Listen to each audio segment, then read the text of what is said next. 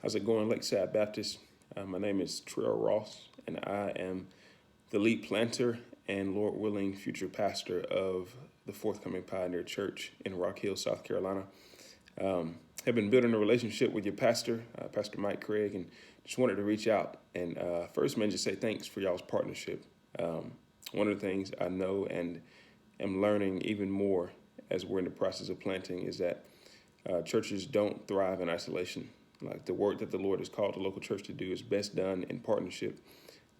So I can't express to y'all how grateful the forthcoming Pioneer Church is for y'all's partnership and support, and the financial gifts that y'all are giving, and the prayers that you're praying, and just in knowing that there are other churches that care about God's kingdom and are in our corner. That goes a long way. So thank y'all for that. And also just wanted to kind of give you a little bit of insight into who we are and how it is that y'all can be praying for us in or with where we are in the current processes of planting. So the kind of backstory for how we got here and are in the process of planting Pioneer. We are replanting, meaning taking an old building and starting a new church in an old building. And the reason we're doing that is because the building we're planting in formerly housed Sylvia Circle Baptist Church, and they did well as a church for a while. Saw many people come to know the Lord, saw lots of growth in those that were a part of their body. They were planted in the 50s, and I think kind of saw their peak time of ministry in the mid to late 70s and maybe into the early 80s. But after that peak, there came a pretty steady and gradual decline as a result of some cultural changes in the community that they were ministering in.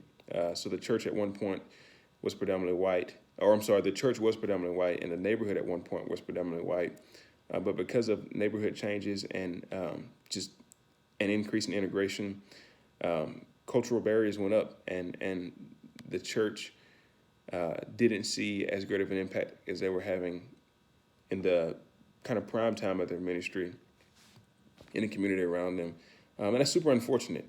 Like we know, according to Ephesians 2, that in Christ, cultural barriers are torn down. So they shouldn't prevent the gospel from going forward, and they shouldn't prevent good ministry from being done.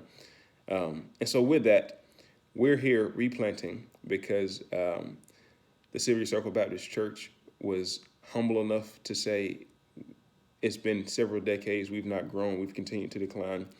And so we don't know if the Lord would have us to minister to the community in the ways that we have in the past.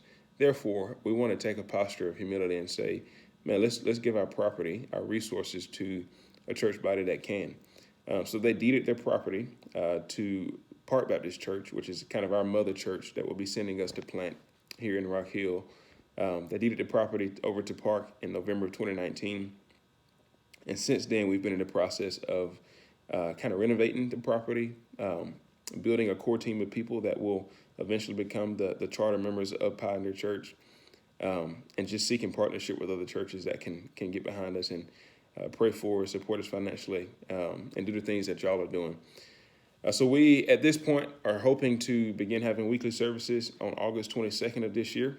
God's been really kind in the last 2 years now of planning, praying, like all the things that we've done. We've seen very clearly that his hand has been in the midst and that he's the one leading us.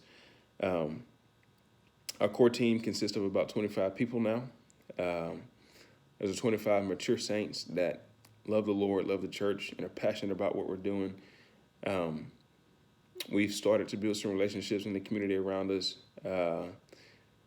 And yeah, we as a core team are seeking to, at this point, grow in relationship and grow in our spirituality in general, meaning our spiritual maturity, but also just our understanding of what it is that we're doing in planting a church. So we're having a lot of in-depth conversations and discussions about what God's purpose and his desire for the church is and how we can contribute to his kingdom going forward with the specific context that we're ministering in.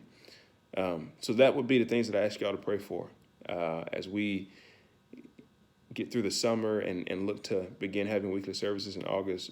Would you pray for me and my leadership of the team, and just pray for the Lord to give me insight and wisdom into what progression looks like, and especially once we get into the summer and get closer to the luncheon date, what progression looks like in relationship with those that we are planting amongst and will hopefully be ministering to. And then also, yeah, I appreciate prayers for continual growth in relationship, continual growth in burden for what we're doing, just all of those things for the core team members. Like I said, God has been kind to call really faithful saints, but we don't want to take his kindness for granted and act as if we can do this thing in our own strength. We know we can't. We're fully reliant upon him. So just pray and ask that the Lord would keep us there and that he continue being favorable and kind to us in the ways that he has for the last 2 years and for the last year of having been in the process of building a core team. Yeah, just wanted to reach out and say, kind of give that insight and ask for y'all's prayers. I know that we're grateful for you, and that we look forward to seeing how the partnership continues to work out down the road. God bless.